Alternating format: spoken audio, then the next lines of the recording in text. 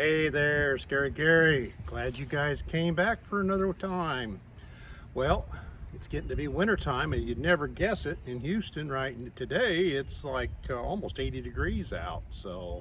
But it does get cold, and as a matter of fact, next weekend it's supposed to get down in low temperatures for Houston. So what I'm going to talk about today is propane, because when you need it, you absolutely need it, because it's what's going to heat you. We use it for our refrigerator, we use it for our outside grill, and what you're looking at right here is a 30-pound. Both Loretta and Loretta 2 came with two 30-pound tanks, which is a lot better than your normal 20 pounds. But the one thing about these 30 pounds are you very seldom can do an exchange, that's a big part of what I want to talk about, is the exchange versus going to get them filled. See, when you got a 30-pound, you're going to have to go get it filled. And there is a cost savings with getting them filled yourself. When you get them filled, you end up paying about $3 to $4 a gallon. And on a 20-pound cylinder, the smaller ones, the kinds you typically, a lot of RVs have, they're about 4.7 gallons per each one. And if you're going to get an exchange, they run anywhere from $5 to $6 a gallon. So you're going to save money overall. Now granted, there is places I've seen that you can get exchanges for $14. Mostly they're around 20 plus. It just depends on where you are. I just got one. I actually have two that I have, and I kind of do one as an exchange and the other one I fill. And the one I filled, it basically cost right at $18 to fill at the normal place that I go, which isn't generally in that range of the the 17 to, or the $3 to $4, but there's advantages. Now, once somebody told me, I heard on a podcast, that hey, you don't get as much, but these are what you call DOT containers. By law, they can only fill them to 75% of what you're supposed to have in them. So, and there's a good way to check them. I've shown you videos in the past on systems with gauges that I put on them. The problem with the gauge is it's kind of like right now, I just checked this, and this one's a 1/3 and that one's a little better than a third. My gauge that I put on here, it basically said that it's full. It's got a big green area here, and it was sitting about in the middle of it, so it's kind of hard to tell. My automatic tank checkers, it's time to change the batteries out on them, because when I push them, they just kind of go up and down, and they're not syncing. They're not syncing to my phone or to the indicator on the inside. So I'm going to have to do some work on that. So the best thing for you to do to check them is get yourself a bathroom scale and just put it down and weigh it. And it's going to tell you how many pounds it is. Now that's the container, and it is the fuel that's inside it. So I mean, just do some math, and you can see that this one weighed 32 pounds, I believe it was, and the tare weight on it was 23 pounds. So that tells me I got about 10 pounds left. Now, I should be around probably about almost 20 pounds inside this. When you put them on the ground, you put a scale, it's exact. And you can absolutely tell what it is. Which is the one question that I had, was when people tell me that they fill them fuller at the places, I actually checked the one I get filled, and I got the one that was exchanged. And I believe one of them worked out to be 16.2 pounds in it. That was the exchange. And the one that I had them filled was like 17.3. Both of them fit within the 75%. And you got a little bit more with the other, but you did have some savings.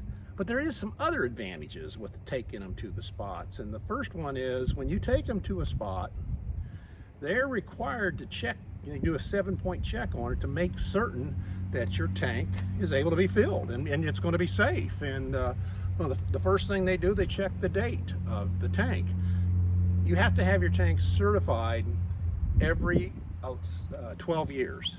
And if it's past that date, then you can, if the tank's in good shape, you can have it recertified. Now, you'd have to pay a fee for it and everything, but still, they have to check to make sure that the date's correct. They got to see if there's any leaks in it. They got to see if the decal is on the tank, which these have got them back here on the one part. My 5s have got them on the one side of them. They check to see if the valve guard is in place that's up here. Make sure it's in working order. They check to see if the foot ring down here at the bottom of it, if it's in good shape, if there's any dents or gouges, and if there's any rust. Which kind of leads me to the other thing, the one that I just bought for an exchange, it's kind of dented up a little bit, and it's got some rust popping out a few places. I mean, you can see this, the pictures of it. It's convenient to go get it that way, but you don't always know that these guys that are doing it there, where when you take them there, I mean, they do it right in front of you. So you see them actually doing the full inspection. And I mean, the place that I go, the guy's been doing it for 30 years. And I mean, he's, you know, friendly as ever. And I've taken several tanks over to him to get filled. So I strongly recommend having them filled for the inspection, for the cost, then versus going to exchange. There's another disadvantages with the exchange. Now, I got this last one exchanged at a Walmart, which had an automatic machine that you go up to, and you basically, you put your card in, you put everything in there, and then you're saying if you want to do an exchange, you put your, the door opens up, you put your exchange in there, that shut the door, and then you push OK, and then it opens up another door, and you can pull your new one out. And the difference between, if you don't have your exchange bottle, you're going to pay an additional minimum 20 and sometimes more like plus $40 for that bottle. Now, the Walmart had this where it was automatic. You walk up there, you take your tank, you go and do it. A lot of the other places, there's locks on these things. And what you have to do is you have to go inside, you have to pay for it, and then you have to come back out with one of their individuals that has the key, and he unlocks it, and then he does the exchange. And there's a big sign on the door that says, don't bring your propane tank inside. So you put your propane tank on the outside, you go inside, you wait through the line, you wait, you come back out, and guess what?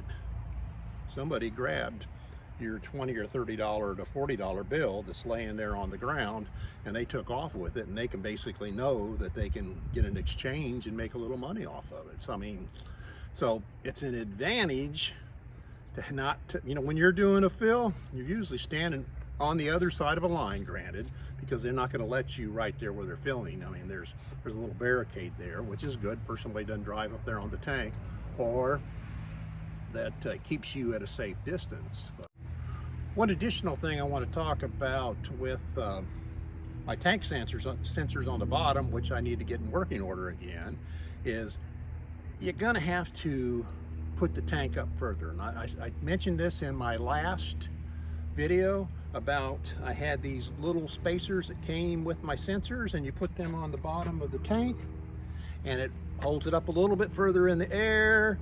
But the problem is, I mean, this thing, when it's full, is going to weigh close to 50 pounds.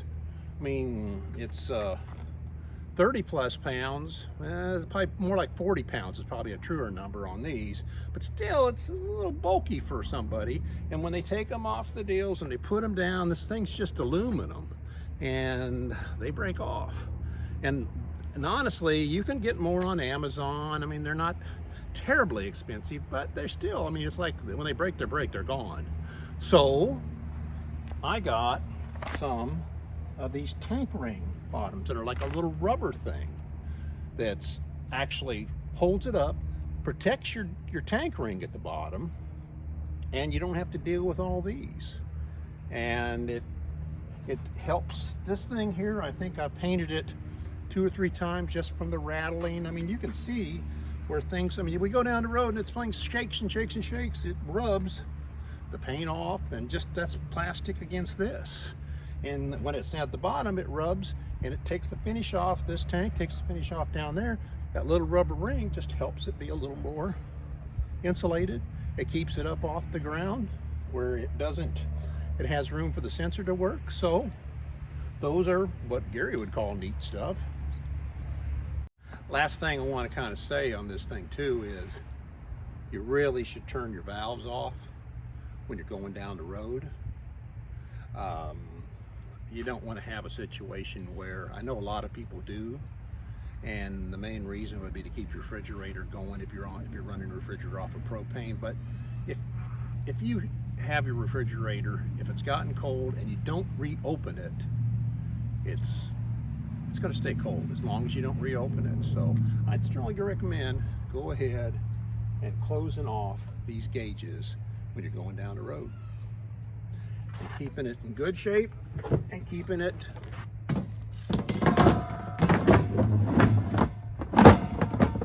covered up so that you don't lose anything. Just constantly check. Well, I hope this has been informative, and I sure hope to see you guys in the future. If you like the video, make sure you give it a thumbs up. Turn on your post notifications. Put the comments down below. Subscribe and you make me happy.